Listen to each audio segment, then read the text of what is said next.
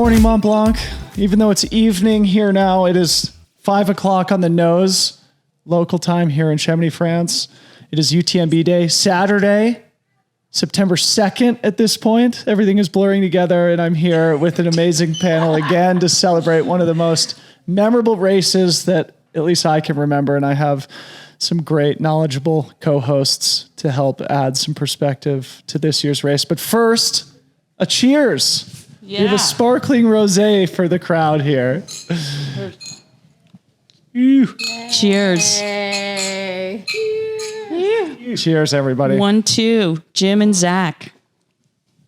So, to introduce our panel, Katie Asmuth, who joined us the other day, Kim Gaylord, who was supposed to be here on Tuesday, wasn't able to make it, so I'm glad we could plug you in here today. Hey, Kim. Thank you. And the great Topher Gaylord. Yahoo. Can't wait. So let's get to it, but I just want to do one thing quickly. We had an idea here to use this live stream as a celebration, a commencement ceremony of sorts for our great friend, Mr. Topher Gaylord, who today is passing the baton to the next generation. Yay. Finally. Yay, after 19 years. Topher has had the designation since 2003 of being the highest placing American here at UTMB. Male, excuse me. Highest placing American male with his second place performance in the inaugural UTMB in 2003. And now, of course, that designation gets passed to Jim Walmsley, one of the greatest of all time. Toph, how does it feel? Incredible. I mean, we've been on this journey for 19 years since that first year, and it hasn't been without trying, bringing some of the greatest American male ultra runners of all time to this course, and to see Jim come and execute. And I mean, I think it really took an American living as a European to win this race. I mean, when I was here in 2003, I was an American living as a European, and that was Jim. And nothing could make me happier than to see Jim, our first American champion of the UTMB. And, you know, they say steel sharpens steel. And I think Jim would give enormous shout out to Zach Miller and to Germain for actually propelling him to that victory today. But I couldn't feel better than watching Jim finish atop the podium for the first time ever in UTMB Not history. Only a victory, but a course record to boot. Yeah. And we are watching the great Courtney Dauwalter, another American, put the final touches on her third victory here at UTMB. Anyway, I had this shirt out because we wanted to write, Topher Gaylord 2003 to 2023 and have you sign it on air, but we couldn't pull our stuff together to get a Sharpie in time. So we're going to do that off air, and then we're going to keep this as a memento for years to come. Thank you, Dylan. Awesome. Yes. So where to begin? I mean, let's just, I guess, continue with Jim. Kim, we were out at Lake Contamine last night. Maybe just paint the picture of what you saw there in the front of the men's race first, and then we can go through Jim's performance. Okay. I mean, I would just have to say, I mean, this event has so much energy, and I mean, the start line alone, we actually weren't at the start line. Like Dylan said, we went down to Lake Contamine in Notre Dame, and the energy and volume of people at this race spectating is next level. I mean, I don't even know what you compare it to. I mean, it's not even like New York City marathon level, because you're just like even closer in the face with the athletes. So it's just electrifying, and it was really cool. We were in Lake Contamine. We got to be there to watch.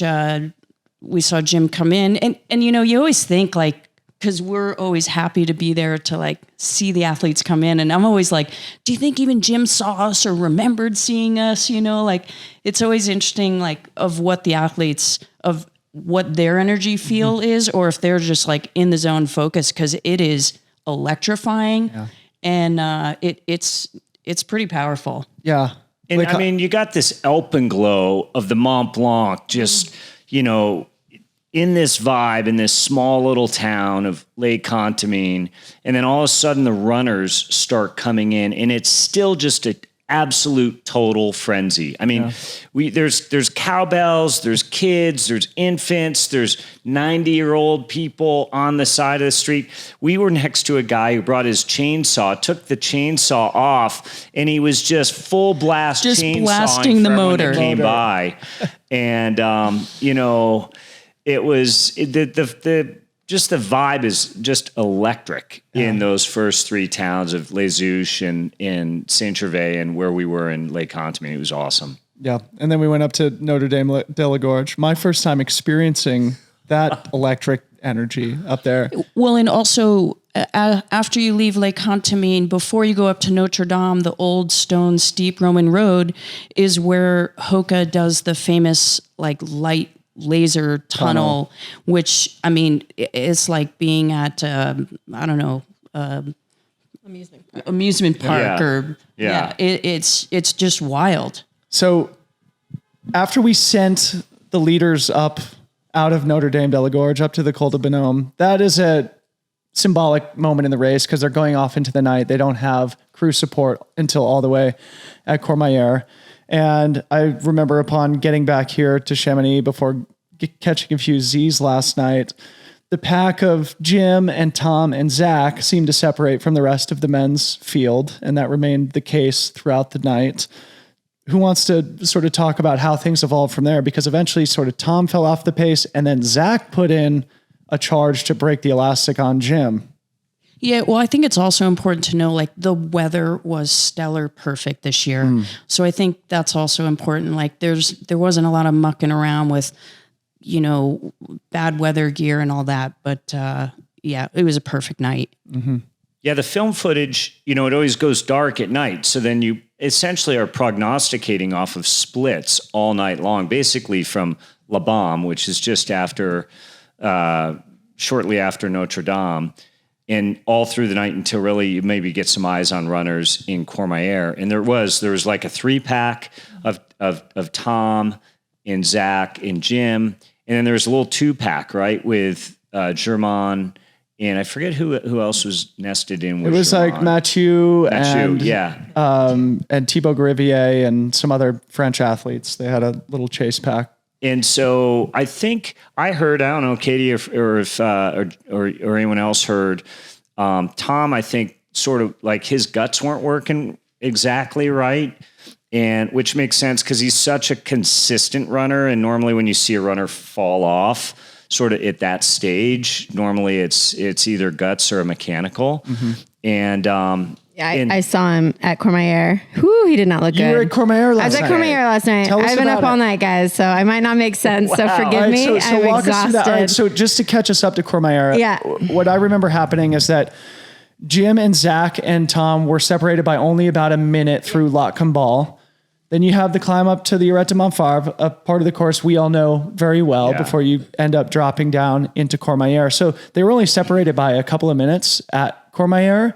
And that's where Tom eventually pulled the plug. It was later though, because I think he actually pulled the plug earlier on, and then we ended up seeing him just walk it in. Yeah. I think he needed to come to us because we heard that he was seeing medics at a different spot and ended up walking to us. And I mean, we were all trying to we didn't know he had dropped yet, but he was dead. I mean, he was just pale and had nothing left. And I guess, people are saying that he was just cramping up really bad. We knew something was wrong because at one point we just saw all of the Adidas, the teammates just trickled out, and we're like, oh, that's not good. So anyways, it was interesting to see, but I will say the intensity at that time at Courmayeur, oh my gosh, of the three of them that you mentioned. So you had Jim and you had Zach and you had Germain, and they were just focused. I mean, it was this deep intensity. And I mean, it was they didn't get phased by all the crowds and the excitement around them. It was they were there to just be so focused, and they were really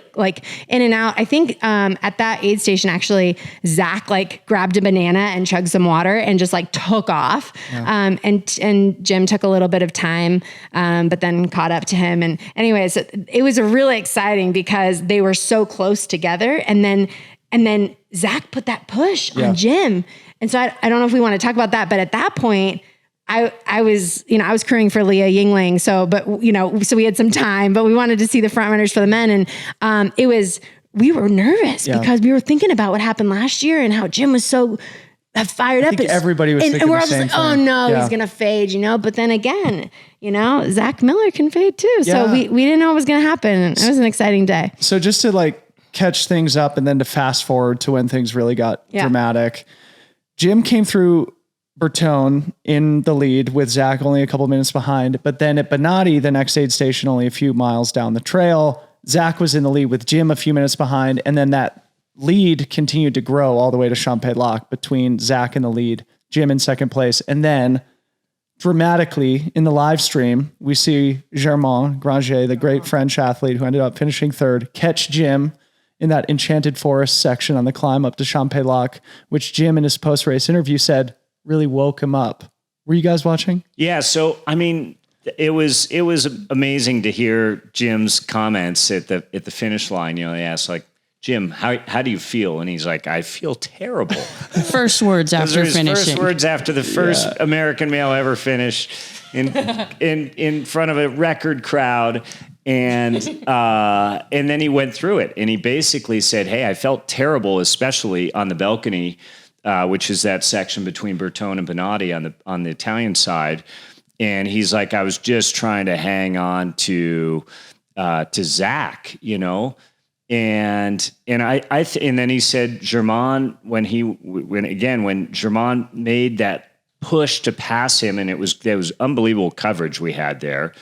And right when he pushed, it was like someone shot adrenaline into Jim, and he hooked on to Germain's wheel. And then just when it flattened out, boom, passed him back. Mm-hmm. And, Germain also left the aid station first out of Champex. He just had a little faster transition out of Champex. And, I remember because Germain was his pack was all on. He was ready to go. He's just pounding a big liquid calories. And Jim still had his pack off and he was sort of grazing on food. And then Germain left and he didn't even have time to put his pack on. And he just laid down classic Jim style, Forest Hill, Western States type of, high knee pace around Lake Combal. And he just had to be in front of Germain. So you saw the eye of the tiger with Jim. And that was encouraging because, so often Jim feels totally deflated. Last year, that was where his unraveling came.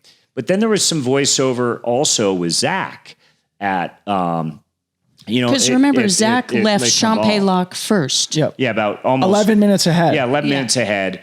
And Zach, which is, we should say a healthy gap. Well, there's still a lot of race to go, but 11 minutes at Champex, you have a good chance of winning the race. Well, and apparently Zach ran the fastest split ever from Courmayeur to Champex, 5 hours, but then 23 Germain minutes. broke it. Germain ran the section Courmayeur to Champex 19 minutes faster than Jim. I mean, 5:21 versus 5:40. I hadn't heard that. When I was watching all three of them run down the valley to the bottom of the valley from the Grand Coffret, I thought Germain looked the best of all of them. Mm-hmm. And there was all this conversation around, an American champion. I thought, oh man, is it going to be another year where one European just wedges in front of a couple of Americans? Oh, that would have been a heartbreaker. It would have been a heartbreaker. As much as we love Germain. Of course we love Germain.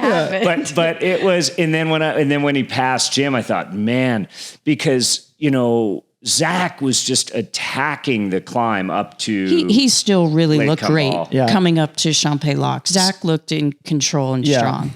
So just wanting to get back to the Jim thing here in just a second, but we are watching Courtney Dauwalter close down the final couple miles, and it's amazing. I mean, she's got a whole crew of fans and spectators chasing her, being the world famous, humble champion that she is. What a day, guys. It's amazing. So going back to Jim, this is one thing that Topher and I and Kim and Harmony and Ryan and stuff were talking about today is Jim has screwed up here a couple of times in a way that he definitely recognizes, and that he's tried to drop Francois and Kilian on the Grand Col Ferret and then hammer that long downhill through La Folie to the climb to Champex-Lac multiple times, and then he eventually implodes.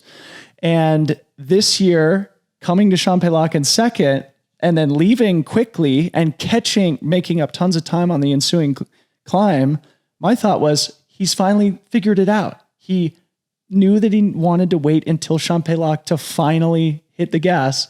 Turns out that wasn't the case. He said at the finish line, he just wasn't feeling it. Yeah, it looked strategic, but it ended up being like just the requirement of the day for him. Although, if you look at it, it played out identically to how Kilian ran last year. Like, if you say Zach was Jim last year, because Zach put the same surge that Jim did last year, and he suffered the same fate. And Germain was Mathieu from last year, and Jim was Kilian. Exactly. So it ended up playing out really similar, and Zach still held on for a strong second place finish. And Zach really had an incredible run. Yeah.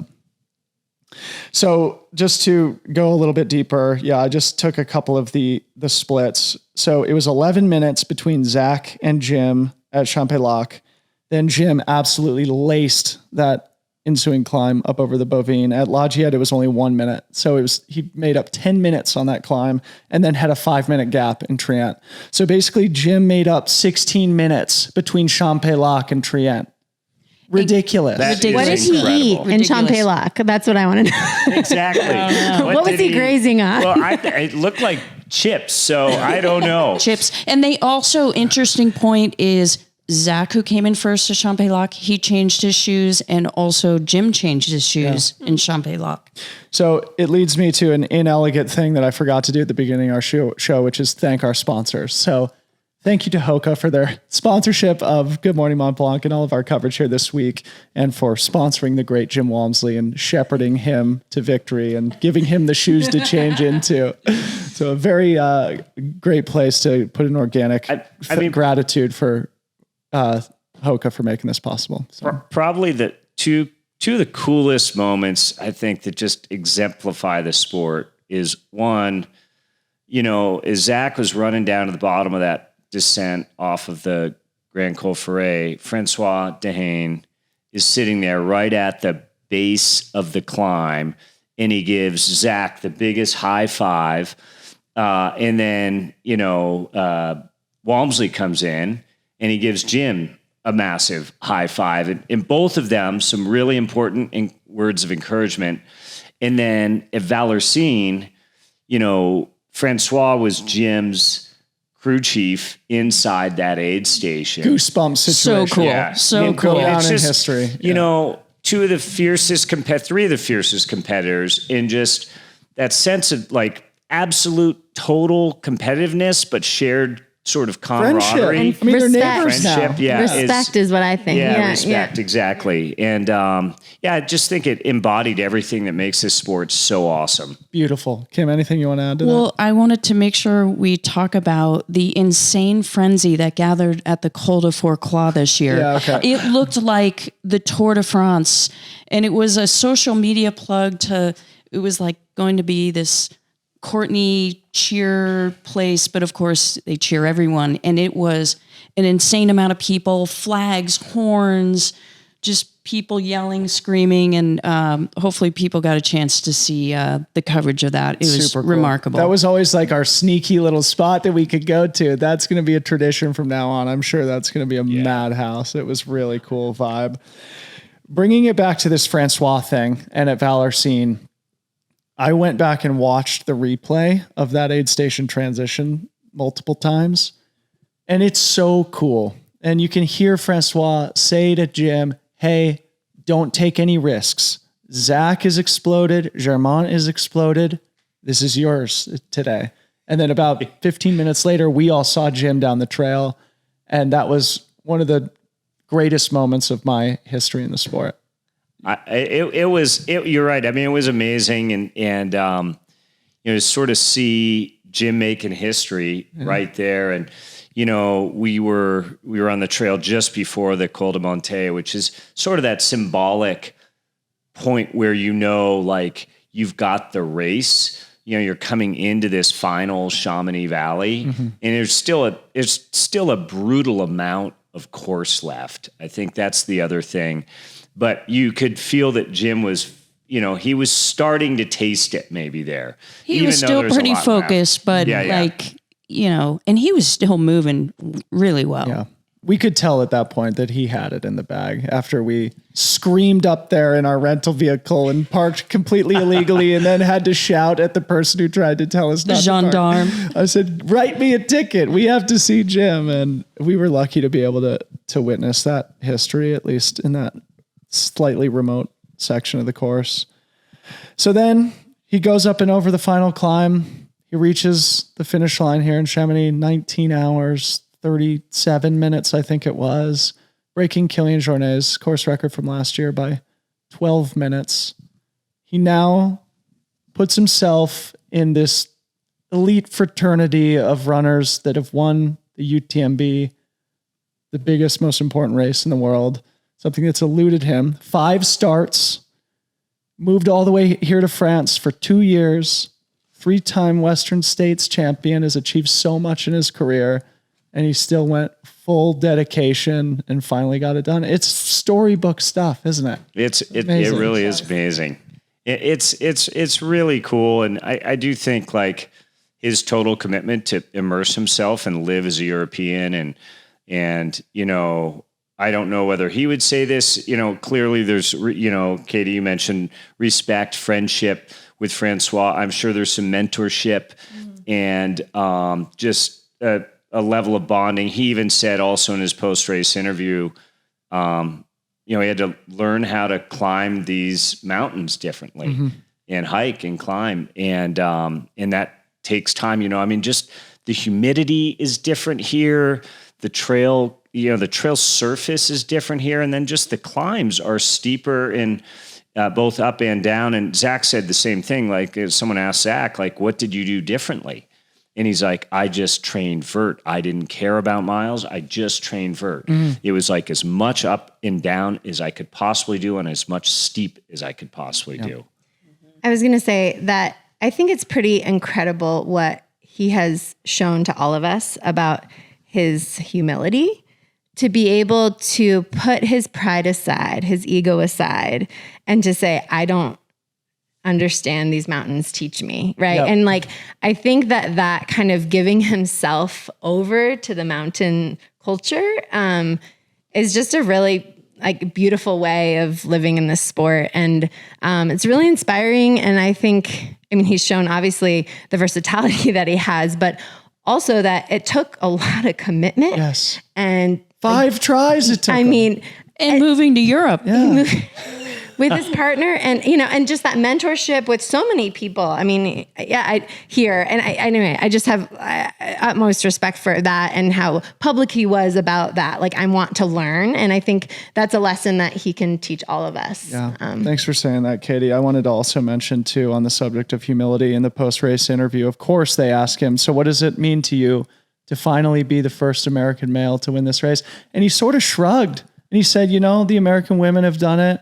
And I'm just happy to sort of stand on their shoulders. And it was also just like one of those beautiful responses that, just showcased his class as a human being and as an athlete. So, man, we could talk about Jim for hours, but we should sort of cover some of the other stuff that went on. So if there's any closing remarks. And Courtney is running into town. Courtney's in the final miles here. I would just say, I think we have 3 American males in the top 10. So Tyler Green had a hell of a run in 7th.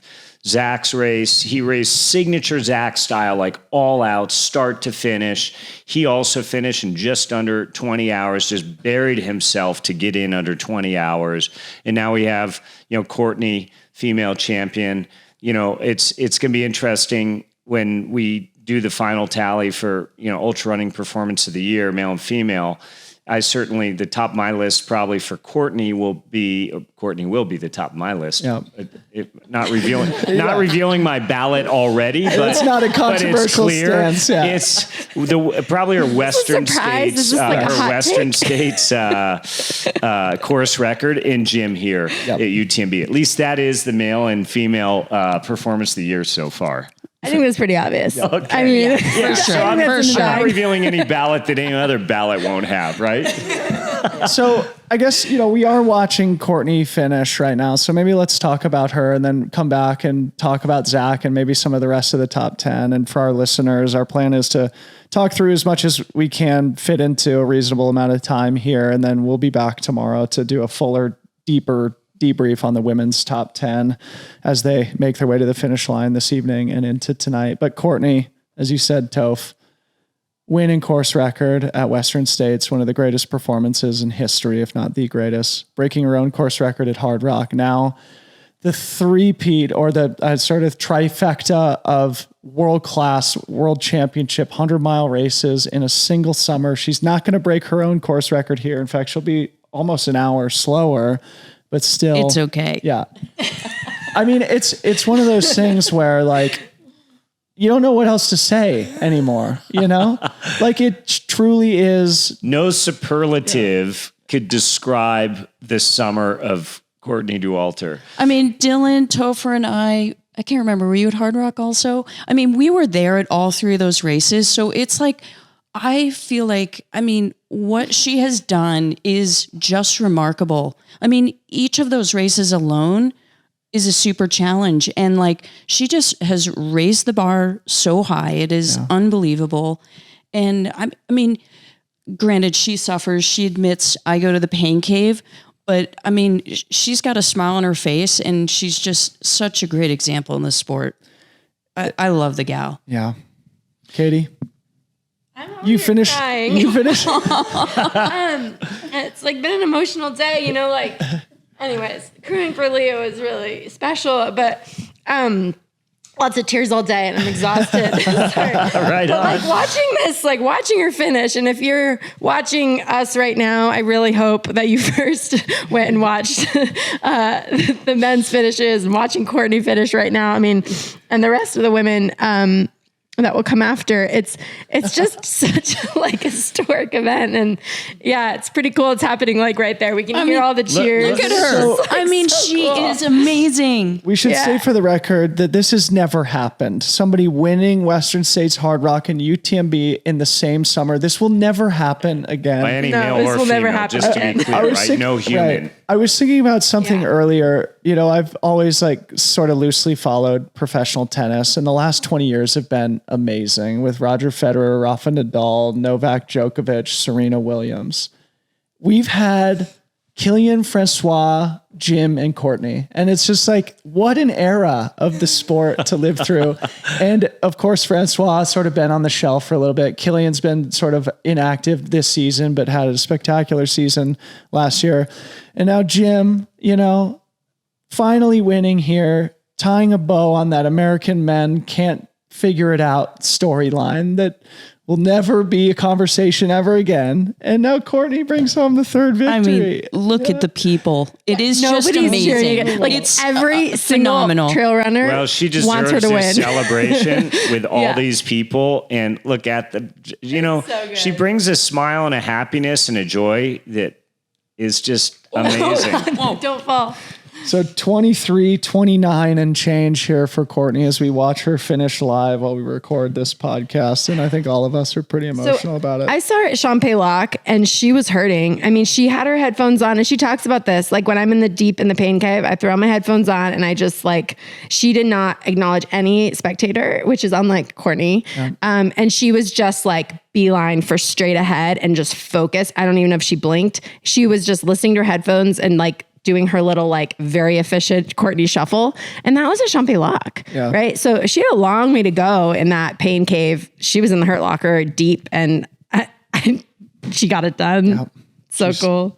Just too good. And these races, especially UTMB, is hard to nail and get down. I mean, the days leading up of all the people here, the excitement, the other races going on, athlete, presentations and appearances. It's, there's a lot, like, just to get to that start line ready to go and rested is also a big part of this race. Yeah. 2 American champions this year. Yeah. Officially now. There's something about Courtney that's also super humble. We were asking her, we were Billy and Hillary's wedding earlier this year, and we were chatting with Courtney and Kevin, and it's like, okay, Courtney, so what's your game plan at Western States? She's like, well, I'm batting like, what is it, 500, 50-50? Like, I've won once and dropped once, and same at Hard Rock. So I just want to go, like, have a good run. Yeah. And I don't think that's not her just talking herself down. Like, that's her just being straight up, like, and there's just something about her that's just got an effervescence, and she's so great for the sport. And, again, another just amazing, like you said, I mean, it's amazing we have these type of people that are at the top of their game that are so representative of the best characteristics of a human nature and human beings, Yeah, we had Courtney and Kevin in here earlier in the week with Ryan, and we had a fun little pre-race interview with them. And I always one of the things I've always thought about with her is, like, she is the perfect coming together of raw talent and, like, love of the game, and I think Jim sort of represents that too. He's so good, and anybody who's seen Jim run, you'd identify just his he's just a piston, a specimen that was uniquely designed to run. But critically, he also works his ass off, and he's willing to do the big sacrifice things, like move to Europe for 2 years to try and accomplish his goals. And I think the coming together of those two things, of, like, human talent with love of the game and hard work, dedication, Jim and Courtney are 2 great examples of that. But also, it's so much more than just hard work and dedication. Like, I mean, these people are professional athletes their entire life, right? But they have, like, the pressure of all of us. Like, we are all putting that on these 2 athletes, on, so many athletes. But I mean, them in particular, for this race was very heavy. And totally. I mean, I was like, you always get, like, worried about them, almost like the mother instinct comes off where you're like, oh my gosh, like, take care of them. Let's, protect them. But because they was just doing so many things with their sponsors and activities and doing X, Y, and Z and camps and whatever. And you're just like, they still are able to just masterclass this. Yeah, and it's just incredible. You're right. I mean, it is sort of interesting. Kim touched on it as well. Like, the weeks leading up to this race now is got to be such an important part of this strategy to get it right, because you can burn so much energy in so many matches just in the 5 days before the start. Yep. And if you have sponsors that aren't sort of respecting your time, or you're overextending it, or you're just, I mean, all you have to do is just walk down the main street of Chamonix and you're inundated with people. And so how they manage that is so important. We're watching Courtney get a big hug from friend and teammate, 4-time champion Francois Den right now too. Another just historical great. So, geez, I guess on that point too, Toph, one thing that I've been thinking about this week as it relates to Jim, and then we can start talking about everything else that happened today and this weekend, because there's a lot. Jim also has kept his head completely low, really all summer, but this week, didn't do a single interview. From what I heard, he didn't even talk to Hoka. He was at home. Interesting. Yeah, he was at home, a few valleys over, and was just putting himself in the best possible position. Exactly. I mean, he rolled into town like Wednesday evening or maybe Thursday, just in time for basically this sort of required press event, and then laid low even while he was here. And if you think about it, like, Jim had, he sort of blew his ankle apart, from what I understand, shortly after Istria, just out for like an hour run, and had to take 2 months off, and it took longer to heal. And, those sorts of vulnerabilities always sort of eat at the back of your mind. And he obviously was able to push all that aside. I mean, to your point, all the pressures, Katie, that come on a professional athlete leading up to an event like this, and the champions feels like master they take it both so gracefully. Yeah. They don't feel the weight of the world on their shoulders. They're like, it's just a race. Yeah, it's okay. exactly. I want to make my loop around the mountain, kind of a thing. And anyways, it's really inspiring. I really hope I can get Jim to come in here tomorrow to have a quick conversation. Jim and Jess, it would be really great. That would be great. Actually, maybe you've been texting with Jess. I don't know if you want to. Yeah, I mean, we just, a couple little exchanges along the way with Jim's wife, Jess. And because, as a wife to an ultra runner, I mean, Harmony knows it is like so intense. You're waiting. You don't know how they're going to feel. So I know like for her, this is as big of a deal and as big of a win for her too. Like it really is like a team effort. I bet it's same with Kevin and Courtney. Yeah. It's a huge feeling of relief probably for her too, because we all know that when things don't go well, we can be cantankerous. How long is this going to miserable, unpleasant jerks sometimes. Yeah. I mean, meanwhile, our good friend Tim Tolson is out there on an epic, I want to recognize some of the people Quest. who are out there doing the Vision Quest, but let's quickly do a review of the rest of the men's top 10. So I was saying to Ryan earlier this afternoon, the French put 6 men in the top 10 here this year. And he said, how many did they have in the top 2? I love that. So second place, Nice. Zach Nice. Miller puts it together here. He was 9th in 2017, the year I did it. He was 5th last year, just behind Jim, 20 minutes behind Jim, running sub 20, like Topher mentioned here today. And the one thing that I wanted to say on Zach, and then I'll open it up to the floor, is like, Zach was kind of a, world-class, world dominator type athlete through 2018. He was on the shelf 2019, 2020, 2021. He had like 3 years out of world-class competition. So what a great example of like, you can battle back from anything, putting together one of the great 100-mile performances of the modern era to take second place behind Jim today. Yeah, I mean, Zach is. It's also a reminder, like the body heals, and you have to respect the healing process. And Killian, it was impressive that Killian chose not to take the start, and he was talking in an interview at Sears and All, and just said, "Yeah, I'm injured, and this is part of the sport. And if I feel good, then I'll race, and if I don't, I'll give my body. I have to respect my body to recover." And I think Zach's ability to, keep an eye on still having goals, but also release yourself and let your body heal was remarkable. And to come back and it's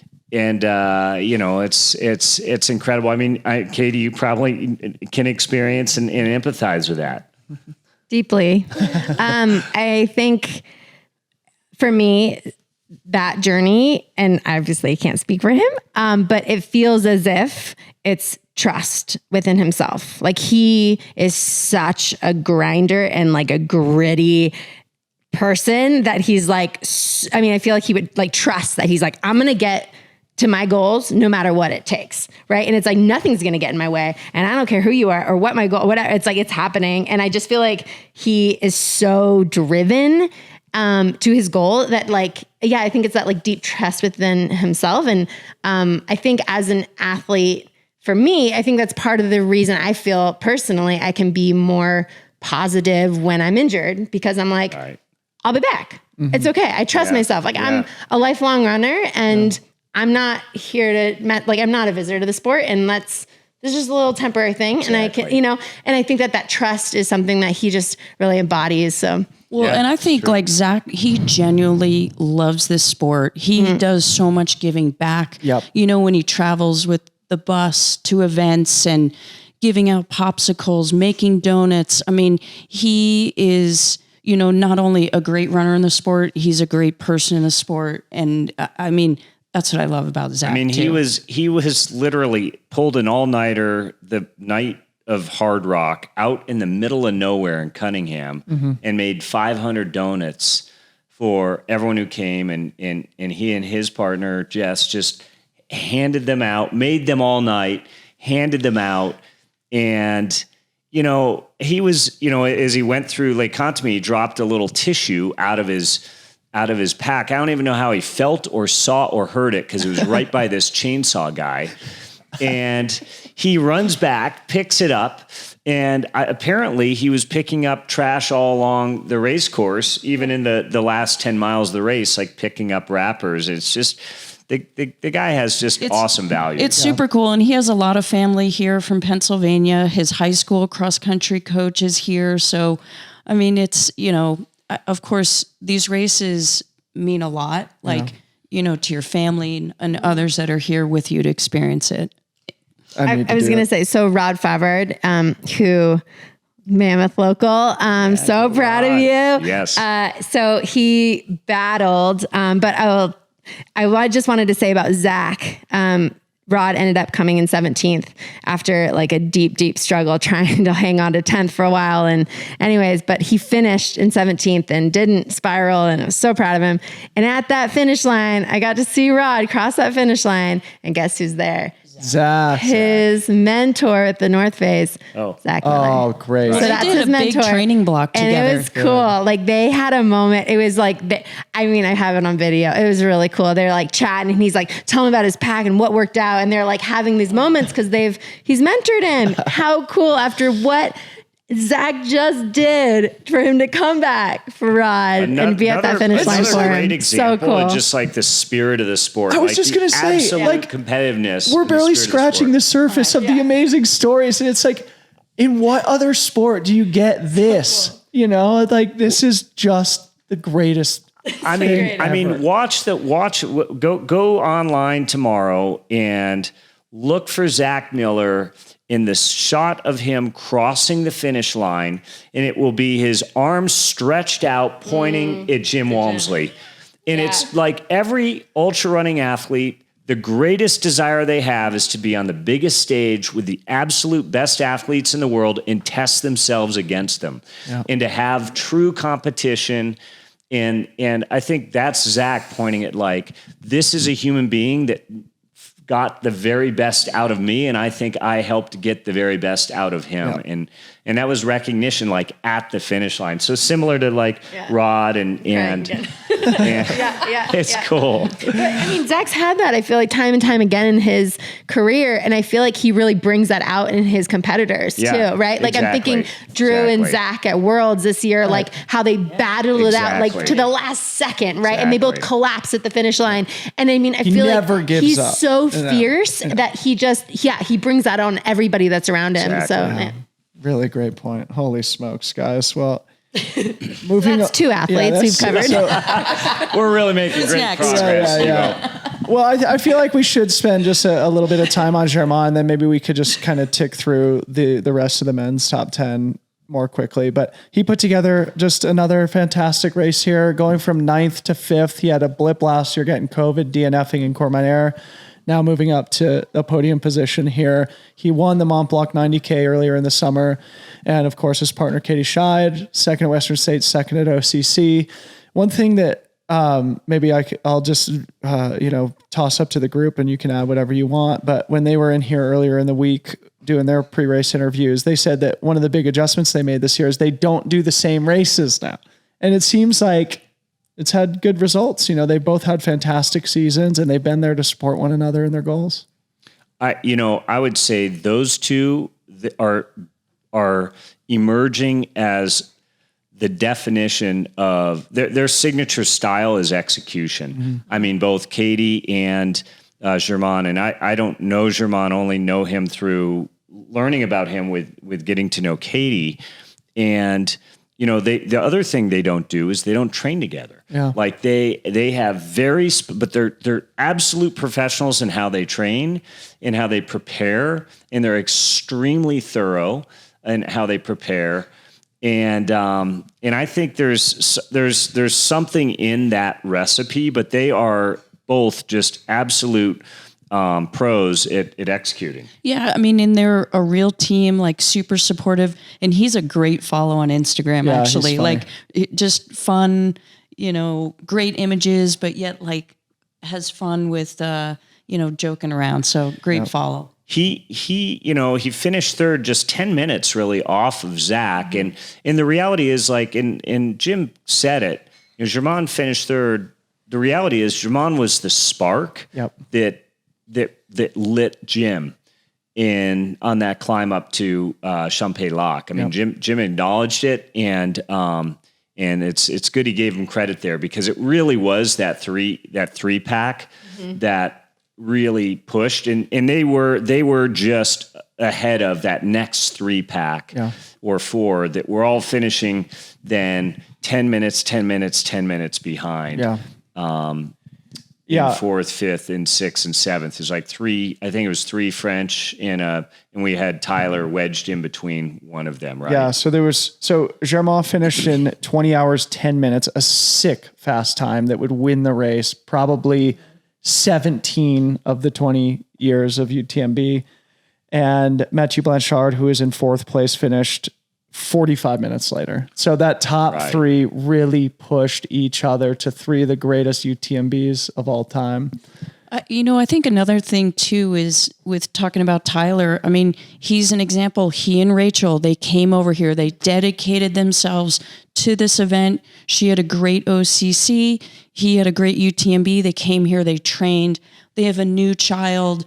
They brought some family to come and help. I mean, people, I think it is important, like coming here, training is part of the model to executing here. And they did it. And seeing couples coming and doing it is fun to see. And what did we say on our drive up to Argentina earlier today? Harmony and I were like, yeah, we're coming next year, the whole summer. I got to do this race one more time before it's all said and done. I was crewing Leah. And so before we took off to go see her at Courmayeur, we went back to the house, and that's where Leah and Mike were staying. They were roomies with Rachel and Tyler and Lou.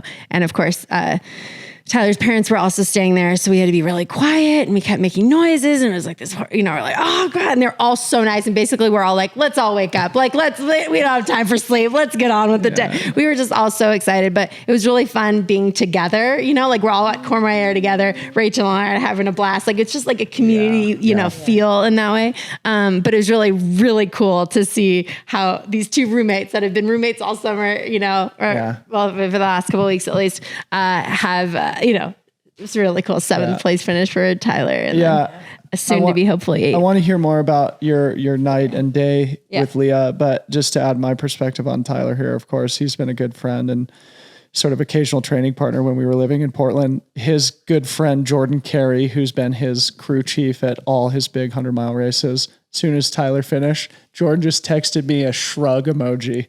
Basically like, well, he did it again. No big deal. Just perfect execution, probably being in 30th place back at Notre Dame de la Gorge. I mean, even at Valourcine, I'm not sure how many people he passed, but I'll pull it up. I don't know the stats, but I was looking and I'm like, Tyler just moving up. He's so solid. And again, we should just repeat for those who are unfamiliar. Tyler did finish a very proud 2nd place for the 2nd time at Western States. You got the double. All right, here. Top 10. Okay, so here's some good progression here. Yeah. So he was 39th at Col de Vosa at the top of the first climb, 38th in Saint-Gervais, 33rd in Les Contamines.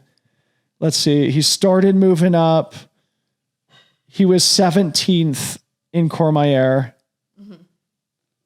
Moves into the top 10 in Trient, 11th in Valourcine, 7th by the time he gets back to Chamonix. Yeah. That's amazing. Shrug emoji city. Wow. I mean, that is a beautifully Tyler Green. executed race. That's a fun way to end a race. Holy smokes. Okay, so let's go through the rest of the men's top 10. I mean, the next after Mathieu is Ludo. I mean, quickly on Mathieu though, the last 3 years, 3rd place, 2nd place, 4th place, incredible, remarkable consistency. So just wanted to say that Mathieu putting together, I mean, it's a race that won't be talked about among all these other amazing performances here today. But again, another top 5 for Mathieu. It would be interesting for you to have a conversation with Mathieu, because last year, I was talking with him just after, on Sunday after the race, and I was asking him if he was taking his golden ticket to come to Western States.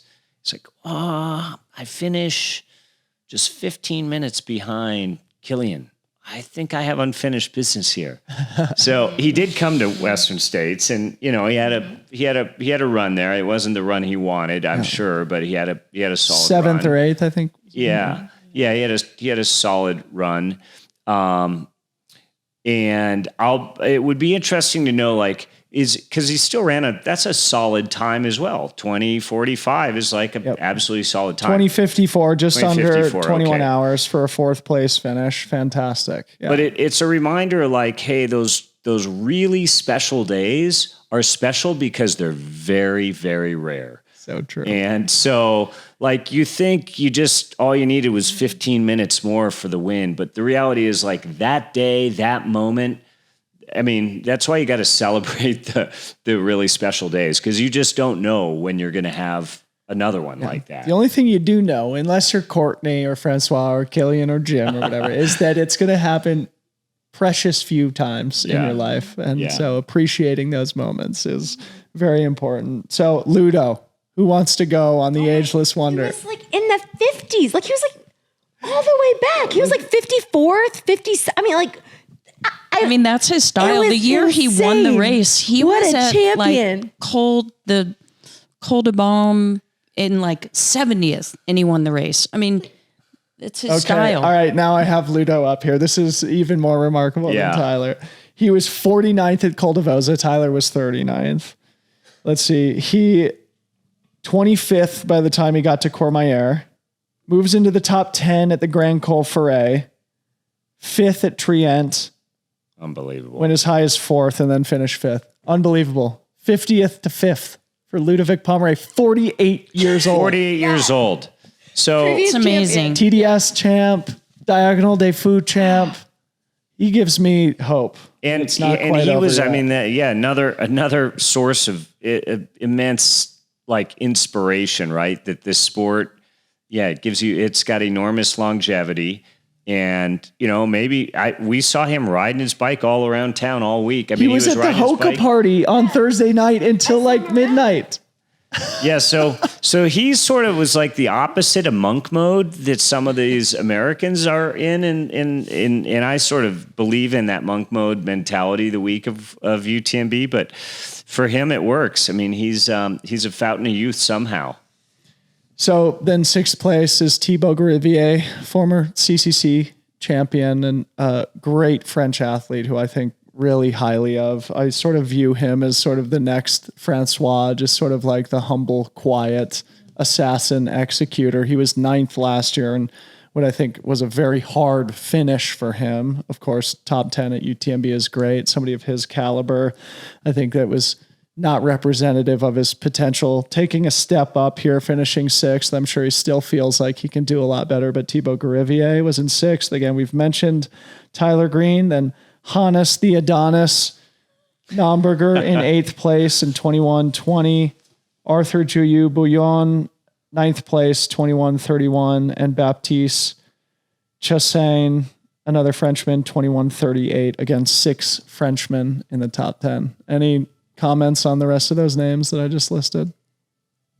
I thought it was amazing how much that jumped around all day. Like it was like you didn't know how it was going to shake up because it's like it didn't. Yeah, if it was 5 miles sooner or whatever, 5 miles later, it would have been different. So it was really interesting to me. To be honest, we all thought because we were following Tyler really closely that Tyler was going to come in 8th or 9th, and then he was 7th, and we were like, whoa. Yeah. So that was really cool that he passed Hans on the really final descent, a couple kilometers in town, I think. So yeah, that was exciting. I think also like this race has historically been known as just the race of attrition. Like you normally go to bed the first night, when the coverage goes dark overnight in the mountains, you wake up, you're like, what happened? Right. Like, half the top field just dropped. And, that's not really the beginning to not be the norm. Yeah. Like, one of the things in the top 10, I think Katie's right on, like it was tight, it stayed tight and it actually moved around, but there wasn't that attrition rate that you see of people just like dropping. I mean, you had some, right? You had Tom Peter Evans, Engdahl, Tom Evans, Pal Capel, Esther Chileg, Pal Capel. So you did have some attrition. Drops. Yeah, you did Bueller. Yeah, you did have some attrition there. But to your point, it's usually bigger than that. It's usually worse than that. Yeah, exactly. Well, I feel like we should give some recognition to sort of the people who are still out there battling, even though their competitive ambitions and their goals are far in the rear view. Gediminas Grinius finished just after Courtney Dauwalter. He's a former podium finisher here. He was in 26th. So Courtney finished 25th overall. Tim Tollefson's out there marching it out. Matt Daniels is out there marching it out. I'll pull up where Matt is here. Well, we've got Jeff Colt is out there too. Marching it in. Yeah. Mm-hmm. Right on. So I love that. I mean, I'm the biggest believer of like that to me these are all great champions in the champion mindset that like you put all of your time and effort to come here to this event. And it's so easy to just sort of say, I don't want to damage my body. I want to maybe pick another race. And, but there's something to be said about getting this done. I've never heard a single person feel more content finishing poorly over dropping out. Yep. Like it always is more painful to drop out. And, of course you should never do like physical or mechanical damage to your body. But if you're just tired, even if you're sort of a champion, and I just have immense respect for that. Probably the greatest champion sort of finishing was Hal Kroner, who was at the time the Western States champion and the Hard Rock champion. And he was sort of going for his 0 for 3. So he was here 3 years in a row on his third run at UTMB and was going for it, blew up and walked it in for a 42-hour finish. Ran, I think, to Courmayeur in 9.5 hours and then finished in 42, I think, something like that. He literally ran his balls off. Yeah, he was chafing in areas we can't. He finished wearing like all the mandatory kit. He was just a big muddy mess. Like it's one of those moments we went and saw him coming down in, and we were just like, oh my gosh. He just stopped. He's talking to us, but yeah, like people like that. Literally gutting it out to make it is amazing. So just to give a few shout outs to the names we just mentioned, Jeff Colt sitting in 62nd place, our boy Tim Tollefson sitting in 72nd place, and Matt Daniels, God bless him, is in 214th place right now.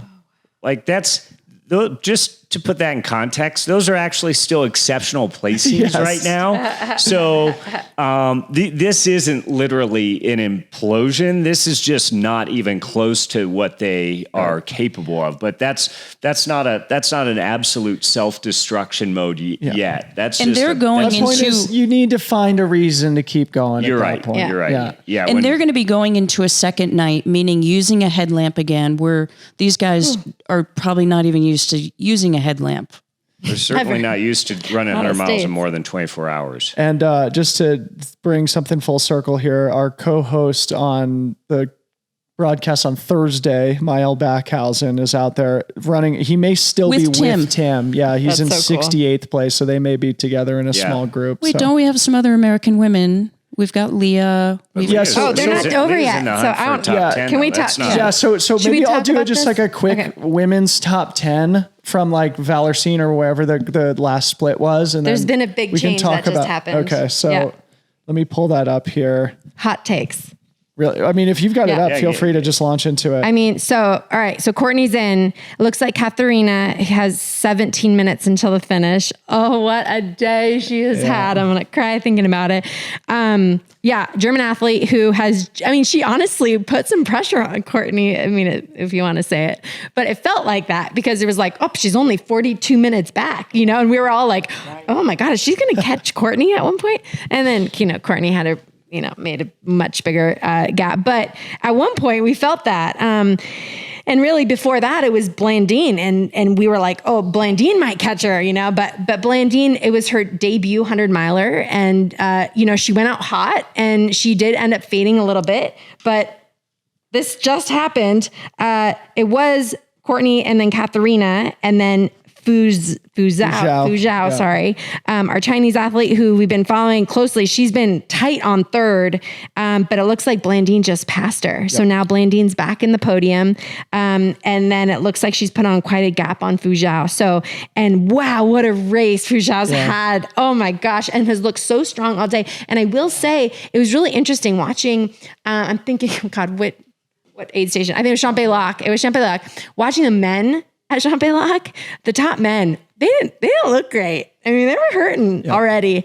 And the top women just looked so good. Really? I mean, it was like Courtney was hurting, but it felt like everybody was like, just really felt like consistent and just like still smooth. And I was really impressed. Like we're not going to see any drops here.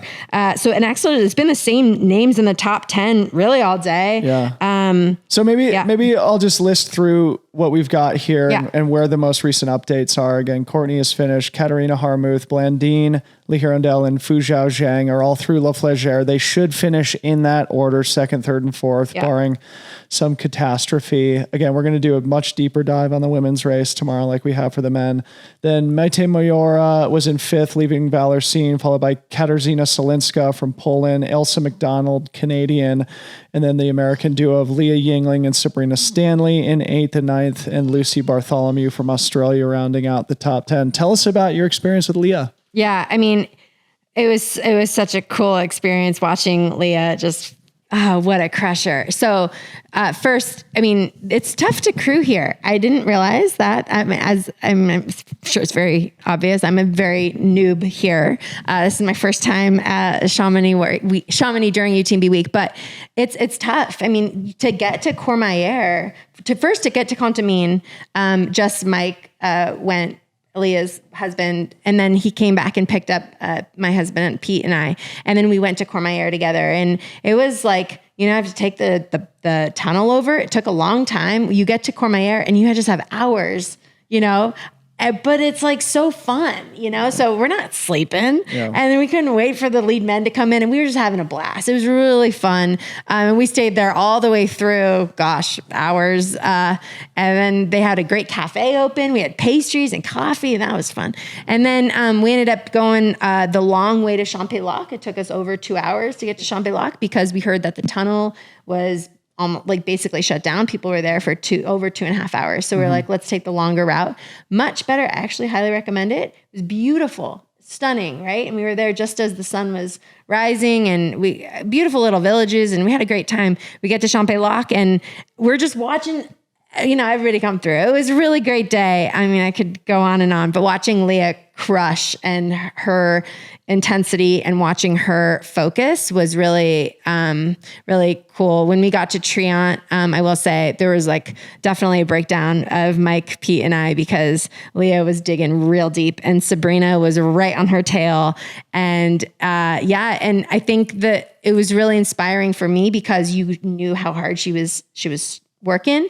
But she says, I think I'm a stronger climber than Sabrina. She still had this, I can focus on something positive. So yeah, she's my the descending female Tyler Green. I feel like she's just solid, never screws it up. Yeah. I mean, she's going to get eighth. Tyler's going to get seventh. This is what's going to happen. It's really cool. According to the UTMB algorithm here, it does look like she's got a very comfortable gap on Sabrina back in ninth place. Where is she now? She's through Valersine. It estimates about an hour to La Flégère, with Sabrina about an hour 55. So she's put a gap. Leah is just awesome. Yeah. I mean, I think just Katie's comment of, she's just such a crusher. I bet if we look at her splits where she started, she also moves up. Her signature style is not necessarily running recklessly off the front, like a Zach Miller style. Mm-hmm. She, always works her way up the field. And man, one person you would never want behind you is Leah Yingling. She hunts you. She's a great closer. So yes. I pulled her splits up here too. And they only have it listed in overall place, so it won't be as easy to understand as the Ludo and Tyler stuff. Right. But for example, she was in 178th overall in Saint-Gervais very early in the race, and she now sits in 57th overall. So exactly. Yeah. So great execution from Leah too. Yeah, I will say like Mait, the Spaniard, and Katarzyna, the Polish runner, both looked great. Katarzyna especially, wow. Like really, when I watched her come through Champs-Lac, she was closing hard on Elsa McDonald at the time. And I was really worried about Elsa, and Elsa has dropped back behind her. Elsa, she's a teammate of mine, and it was, so we talked about her plans before the race, and she was like, I'm not racing until Champs-Lac. And we get to Champs-Lac and she was like walking, And so we had a good talk because she's like, look, I'm going to do what I can do. I'm not worrying about anybody else. But she had kind of let that competitive fire go because she's like, I'm just surviving. Right. And I think that as athletes, we get that when you're just like, I can only do what I can do. And she's just, hoping for a top 10 here. But crewing for Leah, like also had that information to give to Leah, which is kind of fun. But anyway, it was fun. I mean, it was just all camaraderie. Like we're going to Adidas. Hey, do you guys have any more ice? Because they're going to give it to Sabrina and they had some extra. And so we can give it to Leah, and we're all just kind of helping each other out. And I feel like it was just a really positive day. But it was stressful. Like, there was a tight group, and it was really fun. Really fun. Yep. Yeah. So we can probably start winding down here. This has been a great discussion and a great. Wait, can we say something for Lucy? Because Lucy, this was a big race for Lucy. Of course. Top 10. She's going to get it. And she's been like right there all day, top 10. And I just thrilled. That's all I wanted to say. And also Lucy, job, after Lucy. this, is going to Hawaii and doing the Hawaii Ironman. Right. So that's pretty incredible. Kona in October. In Kona. Yeah.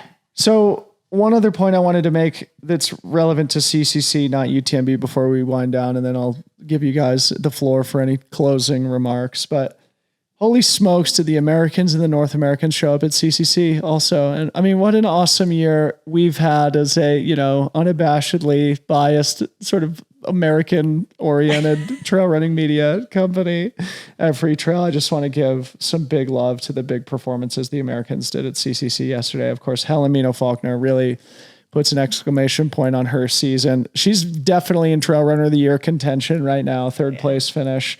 I mean, and we could also adopt Emily Hawgood into this North American circle too, of course. She's from Zimbabwe, but lives in California. She finished second. But Helen, true American, finishing third. Emily Schmitz finishing fifth. Emily Svan Avis finishing eighth. Tara Fraga finishing ninth, a good friend of Ryan's. And then Arden Young, Canadian, finishing 10th in the women's race. And then, of course, the men, amazing finishes. Dakota Jones, John Ray, Drew Holman, Seth Ruling, finishing third, fourth, fifth, and sixth in CCC yesterday. And Hannah, you got Hannah all good. She got 11th. Oh, she got 11th. Yeah, she was just off my screen there. I know. I just loved her. Anyway, a lot of stuff to be excited about, a lot of stuff to be proud of, a lot of stuff to be grateful for. It was an amazing weekend. Any closing comments from the panel here? I would just have to say, I mean, you come each year to this event and you're like, how does it keep getting bigger? This year, like brands having big presence and activation of product launches and it was a trade show. Yeah. Like as Topher, what'd you call it? I call it a combination of Burning Man, industry, like a running industry trade show, and the Tour de France all wrapped up into one. It's a great way to put it. And it's especially amazing. It'll be especially like Burning Man tonight when I'm Dylan's climbing just running around nude with an American flag tied around my neck. Keep going, Toe. No, but it's the 20th year, another chapter is written in UTMB history, and this is an amazing one, right? I mean, it's the first American overall male finisher, in a fastest time, record time. And it's a 3-time champion now with Courtney Dauwalter in her execution of the trifecta summer. And then all of the other American talent that's sitting just behind those two champions in 3 championship races at 100 miles, 100K, and 50K. We even mentioned the OCC races as well that equally had impressive American or North American finishes. So I feel like this is the year the Americans, both the women have cracked the code here, but the guys are cracking the code too. And I think it's just a sign of more things to come. Yeah, absolutely. Katie? Greatest race in the world. Best race. Best week. Oh, I've definitely drank the Kool-Aid. Yes. So maybe this is, love it. yeah. I mean, even just coming and experiencing this. In fact, actually, I think that's actually a great recommendation. Like, if you really want to come do one of these races, it is actually really a smart idea to come and sort of take it in, because it's overwhelming your first time. And to come and race and have a good result your first time, it's tough. Yeah. I was talking about that with Eric LaPuma when we were out there greeting Jim outside of Ellersine today. He struggled to 17th in CCC. His first time over here, certainly well off his potential, but it's sort of like, yeah, just get here, get that finish, dip your toe in the water. He'll come back next time. I know I'm excited next year to be cheering on Katie and Dylan at the start Let's line. go. Yes. So let's build that plan now for 364 days from now. Done. This is great because I'm in. Kim and Topher have been here since the first year, 20 years. I came for the first time in 2013, 10 years. This is Katie's first time. So we have sort of 3 generations Right of on. UTMB I love people it. here. And many more stories to be written. Thank you all for coming on the show. What a joy it's been to chat about it in this instant reaction style. A big shout out to all the runners who are still out there on the race course. For Katie Asmuth, Kim Gaylord, Topher Gaylord, I'm Debo. We'll see you tomorrow.